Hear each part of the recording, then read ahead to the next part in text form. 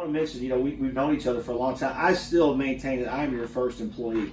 I think you hired me, you paid me $5 to clean up the sticker bush shrubs back in the day when I was, trying to hustle money to go to the movies.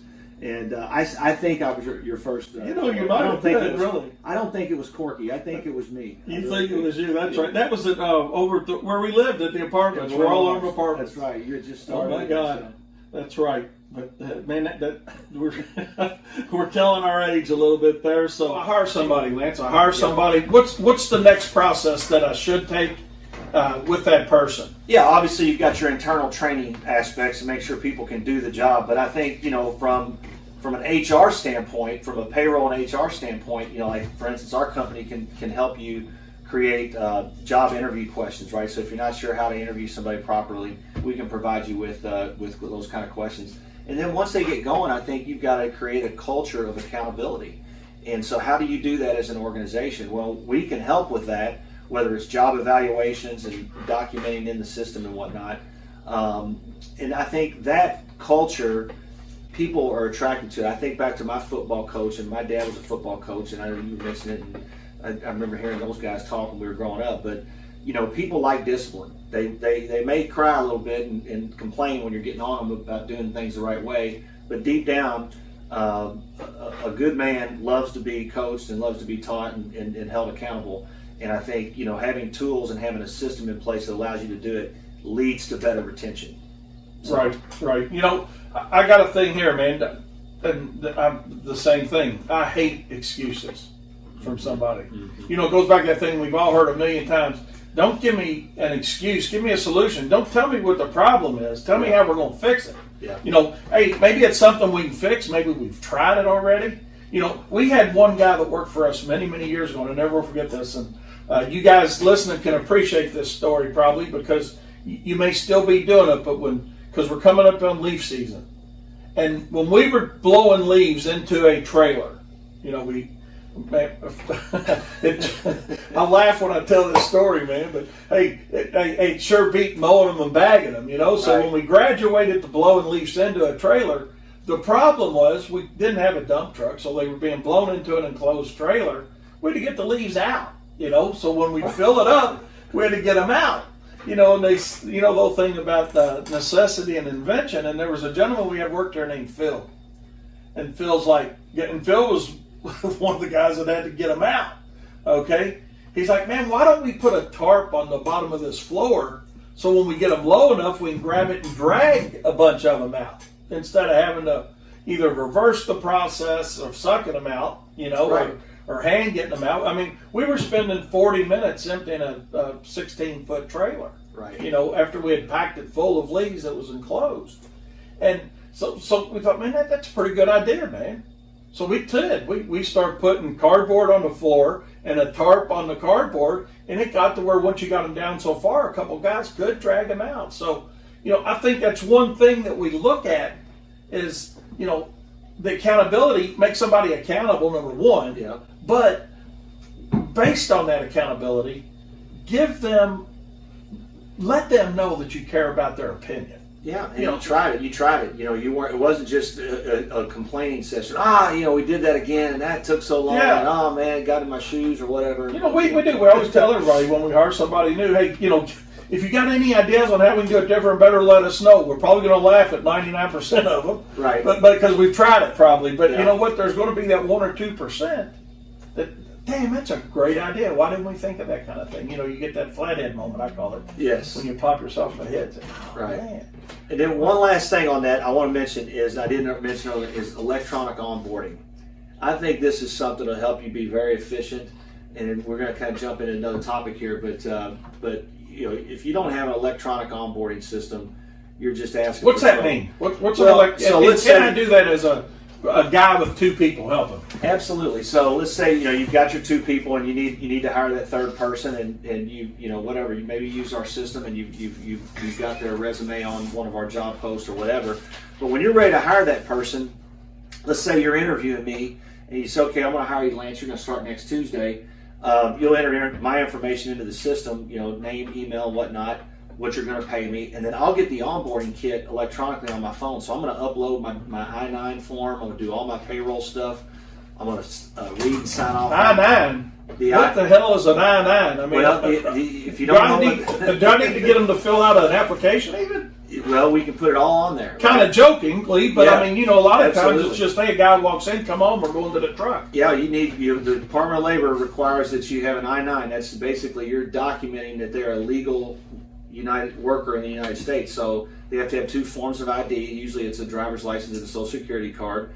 And you have to, there's a form, but we do it electronically, which is nice because as somebody that's running their business, they're in the truck and they're out and about doing what they need to do, and you find that right person, you want to hire them and get them rolling right away. You don't want to let them go and then hope they come back tomorrow.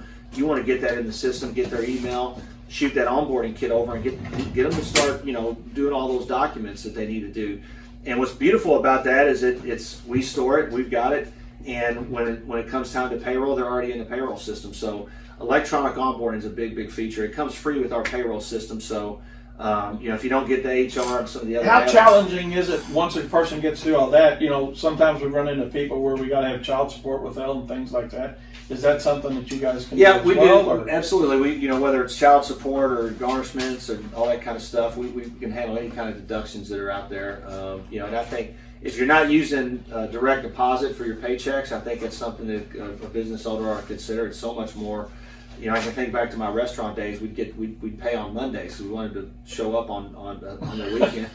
You wanted them to show up. Yeah, we didn't want them to have money in their pocket on Friday. We wanted them to need those extra hours. But we'd pay them on Monday, so we'd be in Monday lunch rush, and we'd have all these employees showing up to get their paycheck, which is no good because you're taking away from your lunch service. So right. With direct deposit, man, it's great. They've already got their check. You did your work as an owner to get the payroll data put in and the paycheck. Now, is that something that's pretty affordable? It's no different in price for us. It's just the same price to print a check as it is to do a direct deposit with us. I got you. Next thing I wanted to ask you a little bit about was maybe some payment processing. Yeah, we do payment processing. It's important to. What does that mean? Well, it's basically taking credit cards. And you can take a check as well, but we have invoicing solutions as well that make it easy for professionals. We have a new product called Heartland for Service Professionals. I'd love to demo it for you, but we offer great rates. You get the lowest rates with American Express from any company. It's very transparent. And right. What's great, we're talking about retaining customers and employees. We offer a couple of little things with respect to data, what we call customer intelligence and email marketing. And those services are great. You want to find out, who's doing good in the industry. We'll analyze your competitors.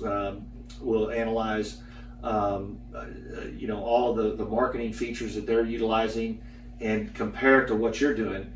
Provide you with electronically at a moment's notice all of your reviews that are out there. You tell us which sites to look at, and we'll put those reviews on our dashboard for you. So there's and then email marketing, to be able to reach out and grow your business, having some tools like that can get a little crazy. Our system is very affordable. It's like, for the email marketing side, I think it's like $50 a month. It doesn't matter how big your list is. So if you've got a humongous list and you're using MailChimp, you're paying a pretty penny. With us, it stays the same. So I gotcha. It's some good tools. And then one little aspect. So do y'all create the ad as well, or do I say, hey Lance, if we're coming up on leaf removal season or aeration or whatever, and so you all create the ad itself? We have templates. We have templates, and you can easily change them and put your message on. One of the stories I love to tell is a little feed store that I sold credit card processing and email marketing to. Lady was 72 years old. She's still with us, and she goes, I don't have email. What are you talking to me about email for? And we laughed. And I said, well, there's probably some things that you sell because you sell more than feed. She goes, yeah, I sell dog houses. And then she started pointing to stuff. And I said, well, what else you got up there in that section of your store? And she said, well, nobody knows because they don't go up there. I said, that's why you need email. Let them know all the different things that you do, and stay in touch with your customers, right? So you can get them to come maybe 3 times a month instead of 1 time a month. So same thing with you guys. You guys do. I run into that. Well, that's right. And I run into that all the time. And there's nothing more frustrating as a contractor when you pull up onto somebody's house to say mow it. Let's say I'm pulling up to mow it, and here's ABC Lawn Service doing some mulching or hedge trimming, and and our initial thought is, we won't get mad and say, what the hell's Lance doing here? Doing a hedge trimming and mulching, I'm sitting out here mowing for nothing, and he's doing the most profitable job we got, maybe, or spraying it. So I do, and we do make a concentrated effort to, and I think that's, as an industry, we're a little bad on that. Yeah. And I think that's certainly where we need to work harder, is letting people know what we do. Well, because too many of us want to mow. Yeah. And mowing is the least profitable item we have to offer as an industry. It's too overhead driven. Right. Everything other than mowing makes us money in our industry. I mean, you can make a little bit mowing, right? But and guys try to convince me how profitable they are mowing until we actually sit down and look at the mowing, the numbers on the mowing. And it's just not. Cash flow is not profits. That's right. Hey, I had that confused for 9 years, man. That's what changed our business, actually. That's how I've heard that story. That changed my business. There's a whole. Cash flows might be king, but profit is what it's all about. That's it. We got to have the cash flow. We got to have the work to have the cash flow. Well, we better have the jobs bid right to make that cash flow right at a profitable level. Yeah, for sure. And it's from an email marketing standpoint, or what we call we called it a competitor. I said customer earlier, but it's a competitor analysis. You want to know what could be done. A lot of us I didn't know I could do that. And so getting back to the little old lady, Miss Margie, with the feed store in rural Kentucky. She didn't have any emails at that time, and I said, "I tell you what, put a fishbowl on the counter, and if you can come up with 200 emails in the next 30, I said, I'll come back in a month." And anyway, she did. She didn't do a fishbowl, but she did a legal pad. She just started asking people for their email address. Hey, would you like to get our emails? And they're like, yeah, sure, because they want the deal. They want to hear what the deal is. Right. They want to hear. And of course, with COVID, it was nice that they could send out their emails and say, hey, here's the new hours, or here's the restrictions that we've got in place. And I really enjoyed doing it. But here's the moral of the story. She does those emails on her own now. She does the template. Now, She doesn't do them as fancy as some of my other customers. It might just be one color. But she's got an email system that's growing. I think she has like 700 or 800 emails now. And it's obviously working for her. It's where she keeps doing it, and I'm on her email list, and I send her emails back. I was like, well, this was a good one, And she can showcase different products and stuff. And something I think that's important too for our listeners, for you, our listeners, for sure. Because a lot of guys I hear, they'll say, well, I don't need to advertise. And email notifications, not necessarily advertising for new clients. I tell guys all the time, I mean, we got to account for attrition anyway. That's right. I mean, whether we want to grow our business or not, we're going to have some customers that leave for one reason or another. And let them know what you do. Even if I'm going to ask you, Wayne, what would you do with $20,000? What would I do with $20,000? Probably go to Vegas and put it on number 22 and see what the hell happens. No. I don't know. I wish you'd have prepared me for that. I could have thought about it. Let's see. What would I do with $20,000? So you might have some equipment repairs. You might. Certainly. I mean, there's a lot of different ways that could be used. I mean, I know I used to struggle to go to the bank and get funds. I mean, so man, looking back at when it's one of those deals when you what's those saying, when you need it you can't get it. Yeah. And when you got it, you don't need it. When you got it, you don't need it. It's not that we don't need it now, but I remember my knees being wore out from praying at the bank that they would give me a couple $100 or $1,000 or $5,000 or whatever it was for some operating capital, right? Yep. And it sounds like you guys offer a much simpler solution than that, and I'm sure you're not taking advantage of people interest rate wise. I think you can do like credit lines where you can kind of go get it when you need it, right? And then there's more traditional loans, and there's different ways to do it, but inventory comes into play sometimes in some of your different niches that you're that's doing. right. Well, like this snow.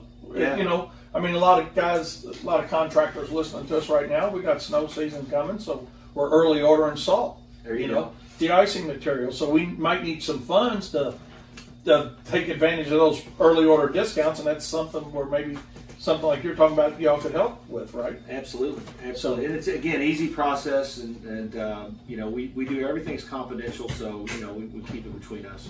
Good deal. Well, hey, Lance, I certainly appreciate your time, man. I can't believe it's been an hour. How does somebody get a hold of you if they want to reach out? Absolutely. Yeah, they can reach out to you, and I know you can get a hold of me. That's one way. Or you can call me directly, 502-773-3168. That's 502-773-3168. And you can call me or text me. It was great to be on the show. I look forward to being on the show again sometime soon.